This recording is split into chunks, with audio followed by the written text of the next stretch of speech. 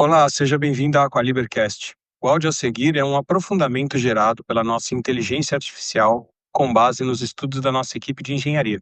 Aproveite o conteúdo. Boas-vindas a quem nos ouve a mais uma investigação detalhada.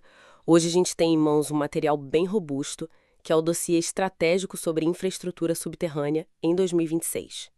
É um documento fascinante, elaborado pela Aqualiber, e que traz uma visão muito pragmática do setor. Muito. E a nossa missão principal nessa imersão de hoje é tentar desmistificar uma operação que por muito tempo foi compreendida de uma forma meio simplista demais. Aquela velha ideia de fazer um buraco no chão, né? Exato. Existe uma ideia antiga, quase folclórica até, de que fazer um poço artesiano é basicamente trazer uma máquina super pesada, perfurar a terra até achar água e jogar um cano lá dentro. E pronto, problema resolvido. Mas essa visão empírica ficou totalmente no passado. Certo, vamos destrinchar essa ideia então, porque o dossiê deixa claro que para propriedades rurais de grande porte ou complexos industriais, condomínios. Para quem realmente depende de volume, né? E isso! Desenvolver uma captação de água subterrânea hoje não é fazer um buraco. Representa um marco absoluto de autonomia. É uma garantia de estabilidade produtiva e de segurança operacional. E uma segurança que precisa durar décadas. Não é algo para durar 5 anos e ser refeito. Com certeza. Estamos falando aqui de um ativo de infraestrutura de altíssima complexidade. E para entender como a litoestratigrafia, ou seja, a maneira exata como as diferentes camadas de rochas e solos estão empilhadas lá no subsolo, Que é um quebra-cabeça natural. é um quebra-cabeça. E como isso, junto com as oscilações do mercado global de commodities e as normativas ambientais, transformou esse setor, nós vamos mergulhar nos dados cruciais desse dossiê. É um prazer iniciar mais esta análise aprofundada com você. Quando a gente observa o cenário econômico e o nível de exigência técnica agora de 2026, fica evidente que executar esses projetos demanda um olhar estritamente analítico. E muito corporativo também. Sim, corporativo. A abordagem baseada em evidências científicas deixou completamente de ser vista como um mero diferencial competitivo, sabe? Aquela coisa só para agradar acionistas. Virou obrigação. Hoje ela é o alicerce fundamental. É a base irrenunciável de qualquer investimento bem-sucedido em infraestrutura hídrica. Porque a matriz de decisão de um gestor hoje, seja no agronegócio ou na indústria, envolve fatores que são incrivelmente diversos, né? Nossa, vai desde entender a composição mineral das rochas a dezenas de metros de profundidade, até calcular a flutuação global do preço do aço. Passando por um rigor técnico implacável das normativas ambientais. Exatamente. Sem a ciência de dados e a engenharia guiando cada centímetro dessa operação, o capital investido simplesmente entra em risco de perda total. E já que o assunto é o capital investido, eu acho que faz todo sentido a gente começar pela dinâmica financeira. Porque eu fiquei surpresa lendo o material. Os números trazidos pelo dossiê ilustram perfeitamente essa nova realidade. Os custos mudaram muito. Mudaram demais. O documento descreve a previsibilidade como o maior ativo de quem investe em infraestrutura na atualidade. E os custos operacionais inflacionaram de forma muito clara. E documentada no relatório. Sim, o dossiê aponta que uma obra de excelência estrutural que demandava um aporte de cerca de R$ 100 mil há alguns anos, Hoje exige aproximadamente R$ 115 mil para ser entregue com o mesmíssimo nível de segurança e longevidade. um salto considerável. E, além disso, o valor do metro perfurado no Brasil, que operava numa média de R$ 380 lá em 2022, saltou para uma projeção na casa dos R$ 515 agora em 2026. É um aumento significativo por metro. Muito. E o texto explica que isso envolve insumos essenciais que exigem um planejamento logístico milimétrico, coisas como aço carbono, aditivos poliméricos e o PVC geomecânico. E aí a gente precisa fazer uma pausa. Sim, aliás, vale fazer um parêntese aqui. Quando o dossiê fala em PVC geomecânico, a gente não está falando de tubos de encanamento comum, certo? Aqueles de loja de material de construção. De forma alguma, o PVC geomecânico é um material de engenharia desenvolvido para suportar pressões esmagadoras do subsolo. Ele aguenta muita força, então. Muita força, ele resiste à tração no momento da instalação e não sofre corrosão química pela composição da água subterrânea ao longo de décadas. Nossa, E essa evolução nos valores e nos materiais reflete uma readequação natural da engenharia de custos, acompanhando as movimentações do mercado industrial global. faz sentido. Se conectarmos isso ao cenário maior, perceberemos que esse aumento de R$ 115 mil ou de R$ 515 por metro não atua como um obstáculo impeditivo. Não chega a inviabilizar o projeto? Na verdade, é um dado estratégico. Investidores com visão de longo prazo não olham para essa tabela de custos e recuam. Eles absorvem o cenário e atuam com margens de segurança calculadas. A grande chave da infraestrutura moderna é a antecipação. Exato. O planejamento prévio é o que neutraliza essas flutuações do mercado de commodities. Ou seja, a estratégia não é tentar adivinhar ou lutar contra a cotação do aço carbono na bolsa, Impossível fazer isso. mas sim ter um cronograma tão sólido que permita decidir o momento exato e a logística mais inteligente para adquirir esses insumos. Essa é a leitura precisa do cenário corporativo. Planejar uma obra hídrica com meses de antecedência permite uma otimização logística incomparável. Até porque não é só chegar com um caminhãozinho, né? Longe disso. Imagine a complexidade de mobilizar carretas de dezenas de toneladas carregando sondas de perfuração, compressores gigantescos e toneladas de aço para o interior de uma fazenda super distante. Fazer isso às pressas no meio de uma crise de estiagem, por exemplo, multiplica os custos exponencialmente. Com o planejamento, permite-se a aquisição inteligente dos materiais e, o que é crucial para o agronegócio e para a indústria, abre-se a janela de tempo necessária para aprovar linhas de crédito. Financiamentos com taxas otimizadas. Exatamente. A manutenção do rigor técnico precisa acompanhar essa dança do mercado. É aqui que a coisa fica realmente interessante. Porque para o planejamento financeiro parar em pé, a equipe precisa ter uma margem de certeza sobre o que vai encontrar lá embaixo. Antes de gastar o primeiro real com mobilização de maquinário. Exato. O dossiê detalha a fase de diagnóstico, focando pesadamente na geofísica aplicada. E a analogia usada no texto ajuda muito a visualizar o processo. É a analogia médica, não é? Essa mesma. Na medicina moderna, nenhum cirurgião faria uma intervenção complexa sem antes exigir uma tomografia computadorizada. Seria loucura. E na arquitetura, nenhum engenheiro ergue um prédio sem a sondagem prévia do solo. A prospecção de água subterrânea adotou de forma definitiva esse mesmo princípio de responsabilidade e previsibilidade. Essa transição histórica marca o amadurecimento do setor. Durante muito tempo, a busca por água foi guiada por métodos puramente empíricos. Aquela coisa de olhar o terreno, sentir a umidade. Isso, baseados na observação visual ou numa sensibilidade empírica. O dossiê pontua que esses métodos empíricos têm seu valor histórico na ocupação do território, claro. Mas a demanda industrial atual não pode depender de suposições. A tecnologia nos obriga a operar com exatidão, e a resposta para isso é a geofísica. Ela atua como uma leitura em raio-x, mapeando o invisível e revelando as estruturas geológicas antes de qualquer intervenção mecânica. E o mecanismo para mapear esse invisível, segundo o documento, é o método da eletroresistividade. É um nome complexo, mas a lógica é fascinante. À primeira vista parece até contraintuitivo, né? Imaginar que a técnica mais avançada para encontrar água envolva basicamente injetar correntes elétricas na Terra. Sim, parece estranho. Qual é a física por trás desse processo lá no campo? Como isso funciona na prática? O princípio físico da eletroresistividade tira proveito de como diferentes materiais reagem à passagem de energia.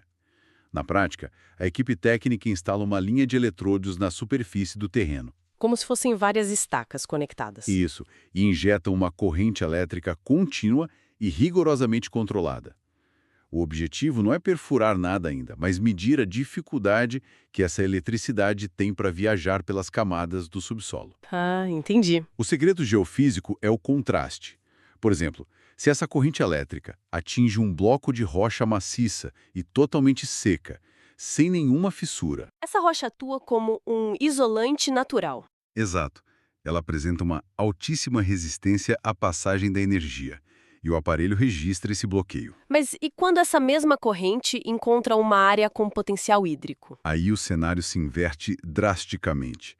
Fendas, zonas de fratura ou camadas de rochas porosas que estejam saturadas com água e fundamentalmente com os sais minerais dissolvidos nessa água, Se tornam condutores. tornam-se excelentes condutores de eletricidade. O aparelho registra uma queda abrupta na resistência.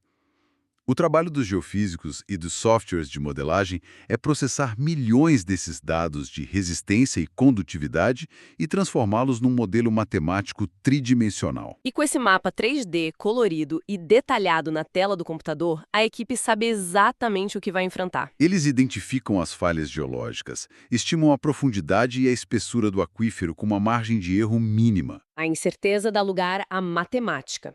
Isso protege o fluxo de caixa do projeto contra aquelas surpresas desagradáveis no meio da obra. Fundamental para o investidor. E a partir da entrega desse modelo 3D que a teoria encontra a broca da máquina. Porque o dossiê divide o subsolo brasileiro em 4 grandes cenários hidrogeológicos. A arquitetura geológica de cada um deles vai ditar exatamente que tipo de engenharia usar. Essa é a parte mais densa e técnica da nossa análise, o que o documento chama de o binômio técnico.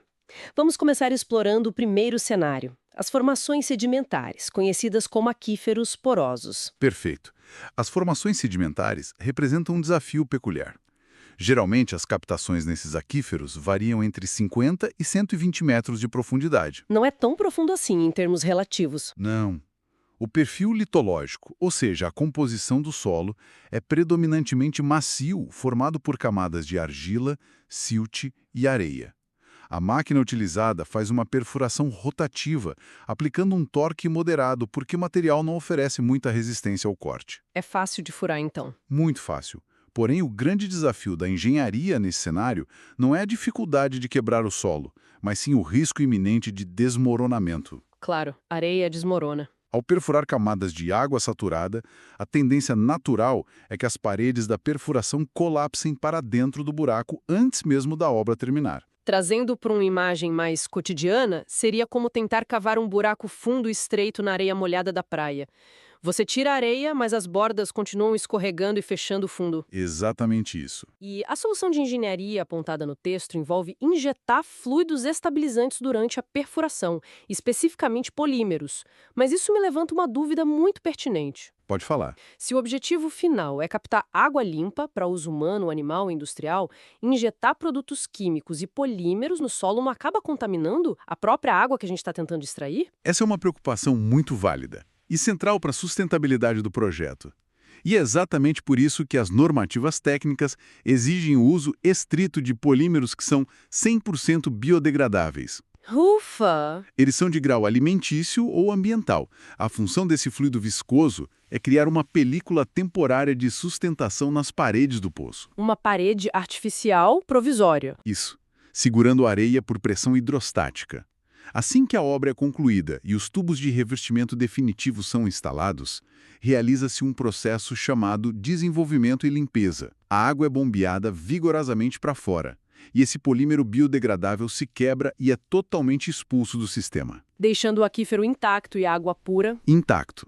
E em termos de viabilidade, como o desgaste das brocas de corte é bem menor nesse solo macio, o custo histórico de implantação situa-se na faixa de R$ 340 a R$ 430 por metro, sendo um processo mais ágil. Avançando então para o segundo cenário, a gente entra no que o dossiê classifica como perfil misto, que é composto por áreas de aluviões e cascalhos. Um cenário bem traiçoeiro. A profundidade média descrita fica em torno de 80 metros, mas o documento frisa muito que é um ambiente de alta complexidade técnica. Justamente por causa das camadas extremamente instáveis que se alternam rapidamente. O perfil misto exige uma atenção redobrada da equipe de perfuração. Porque alterna rápido, né? Sim, ao atravessar blocos de argila e logo em seguida camadas soltas de cascalhos ou seixos, a instabilidade é constante. A engenharia aplicada aqui determina a instalação imediata e contínua de tubos de revestimento cego de altíssima resistência. Podendo ser de aço ou daquele PVC geomecânico que a gente mencionou antes. Exato.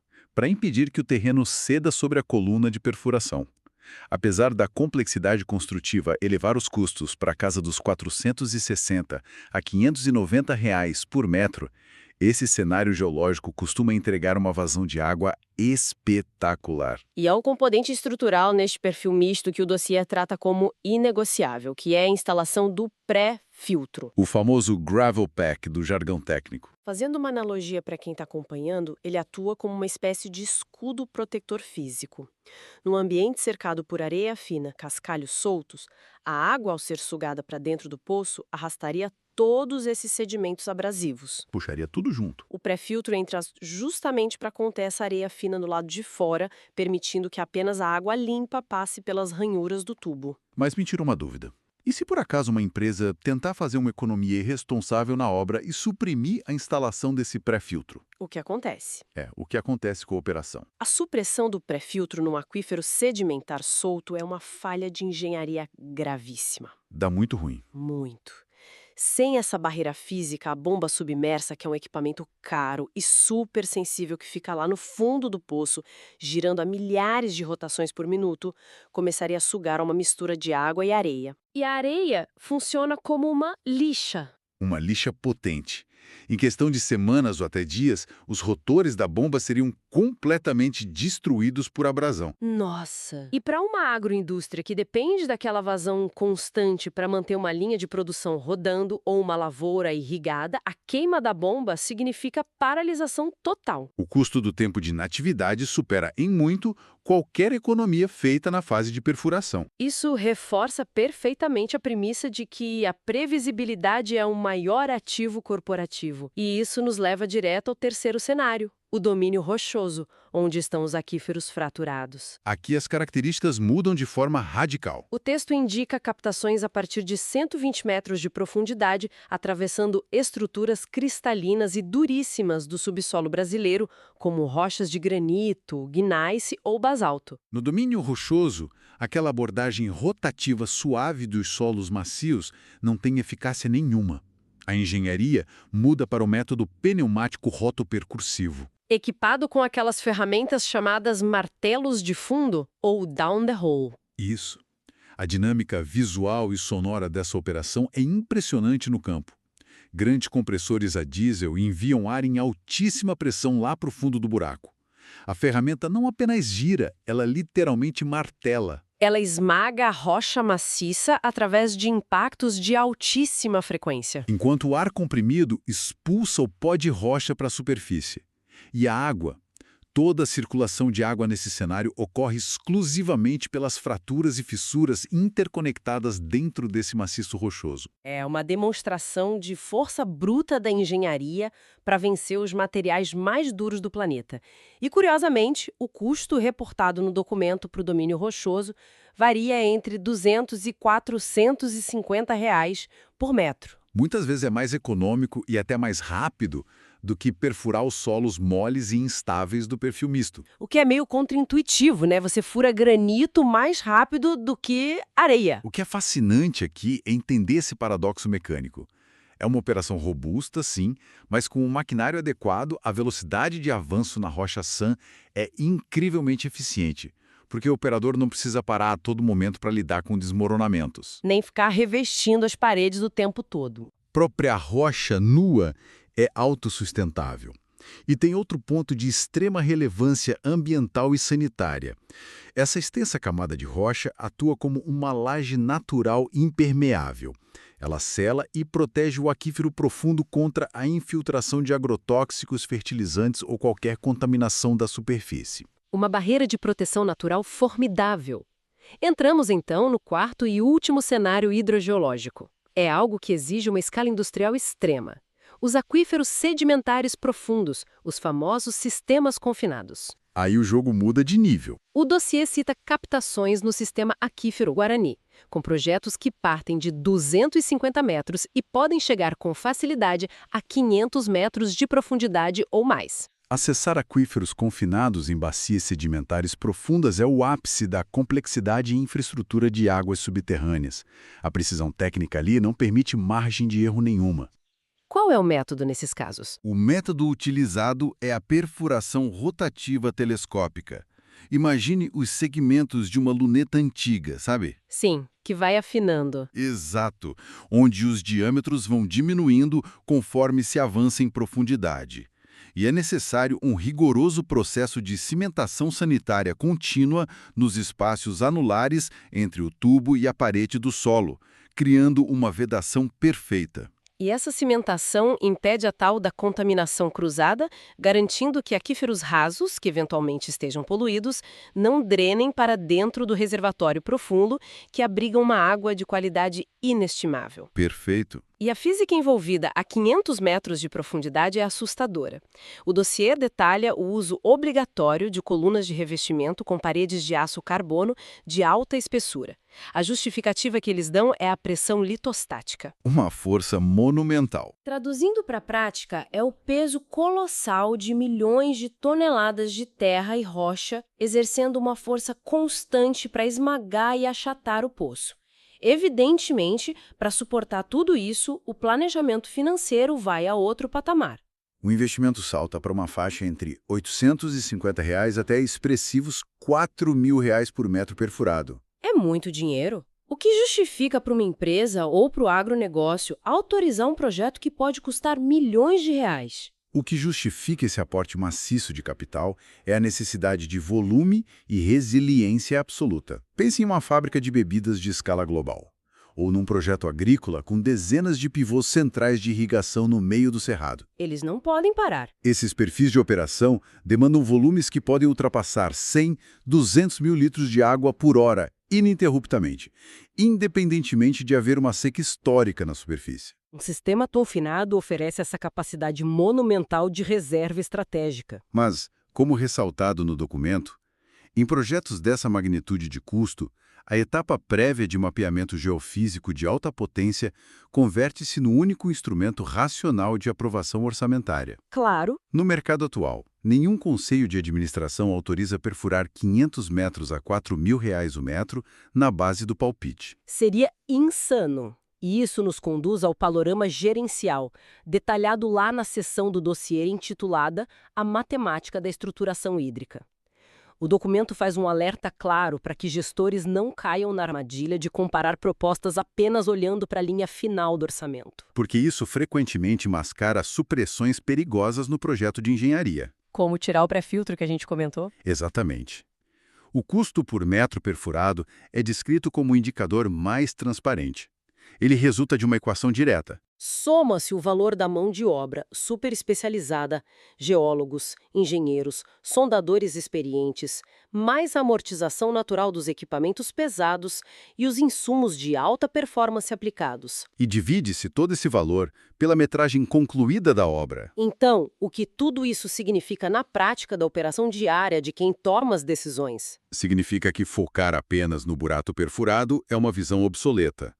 O conceito de ativo de infraestrutura abrange a perfuração integrada a uma série de processos complementares que asseguram uma vida útil superior a 30 anos. Uma visão sistêmica. Isso inclui desde a qualidade do estudo geofísico, passando pelo processo de outorga até os testes hidrodinâmicos pós-obra. A outorga ambiental, por exemplo, é o processo legal que autoriza o direito de uso daquela água pelo Estado. E um poço, por melhor que seja construído, se operar à margem da lei, não é um ativo. É um passivo jurídico e ambiental, capaz de travar a venda de uma fazenda ou as exportações de uma indústria inteira.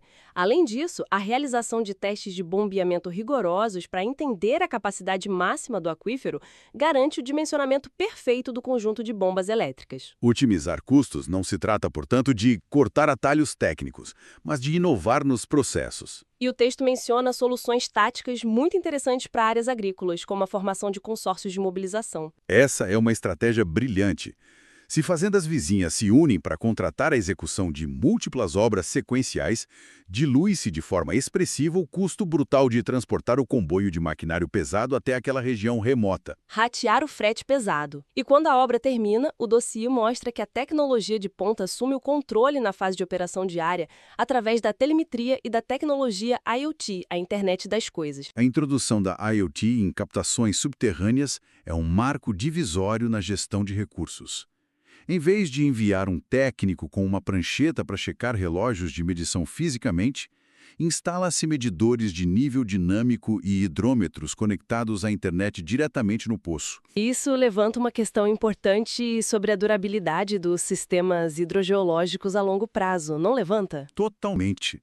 Essa rede de sensores inteligentes monitora o regime de bombeamento 24 horas por dia, enviando alertas em tempo real se o nível da água do aquífero começar a rebaixar além do limite seguro estipulado no projeto, o próprio sistema reduz ou desliga a bomba. Prevenindo ativamente o esgotamento do recurso e protegendo a integridade da máquina. Genial. Além de automatizar totalmente a geração de relatórios de consumo e conformidade que são exigidos pelos órgãos de fiscalização ambiental. O dossiê também destaca a conexão direta desses sistemas com fazendas de energia solar térmica, derrubando de forma contundente o OPEX, que é o custo operacional de energia diário, que historicamente sempre foi o grande gargalo do bombeamento de água. A mensagem da Aqua Libera, que perpassa o relatório inteiro, é muito clara. A era da tentativa e erro acabou. O momento exige investir com base em dados de engenharia sólidos para converter a demanda vital por água num ativo perene, seguro e que traz alta valorização ao patrimônio imobiliário e produtivo. Uma leitura corporativa impecável. O foco estratégico migrou definitivamente da simples execução bruta para a gestão tecnológica de ativos ambientais ao longo de seu ciclo de vida completo. Sem dúvida. Para recapitularmos o escopo da nossa análise de hoje, essa imersão transformou por completo a perspectiva sobre a infraestrutura subterrânea. Deixamos para trás aquela imagem rudimentar da perfuração improvisada. O velho buraco no chão. Em seu lugar, encontramos um cruzamento sofisticado de disciplinas. A geofísica espacial decifrando as estruturas ocultas da Terra, a engenharia de materiais aplicando soluções sob pressões extremas para dominar os 4 cenários hidrogeológicos do Brasil. E a tecnologia IoT regendo com dados contínuos a sustentabilidade da operação. É engenharia operando de forma invisível para garantir a segurança produtiva das próximas décadas. E observando a dimensão duradoura dessa infraestrutura instalada, é válido propor uma reflexão final que vai além da água em si. Vamos lá. Os dados do dossiê demonstram que essas captações estruturadas e monitoradas via IoT vão operar de maneira contínua por 30, 40 anos. Medindo a temperatura do subsolo, as variações de pressão e as taxas de recarga diárias. Imagine pensar que no futuro, o valor supremo dessas captações não será apenas a água física essencial que jorra para a superfície, mas sim o subproduto dessa operação. Os dados. Sim, milhares desses poços conectados gerarão de forma silenciosa e ininterrupta o maior banco de dados já visto sobre o clima subterrâneo e a saúde íntima dos nossos aquíferos. O líquido sustenta a economia do presente, mas esse oceano de dados comportamentais pode ser a ferramenta decisiva para a governança climática global no futuro. Uma projeção analítica incrivelmente provocativa para o encerramento. Fica a reflexão para quem está acompanhando nossa análise. Ao olharmos para a tecnologia do amanhã, muitas vezes a resposta já está sendo extraída lá do fundo da Terra. Agradecemos muito a companhia atenta em mais essa investigação detalhada sobre engenharia, economia e sustentabilidade de alta performance. Até a próxima imersão. Gostou desse aprofundamento? Não tome decisões no escuro. Na descrição desse episódio tem um link direto para o nosso WhatsApp. Fale com a equipe da Aqualiber e garanta a segurança do seu projeto hídrico.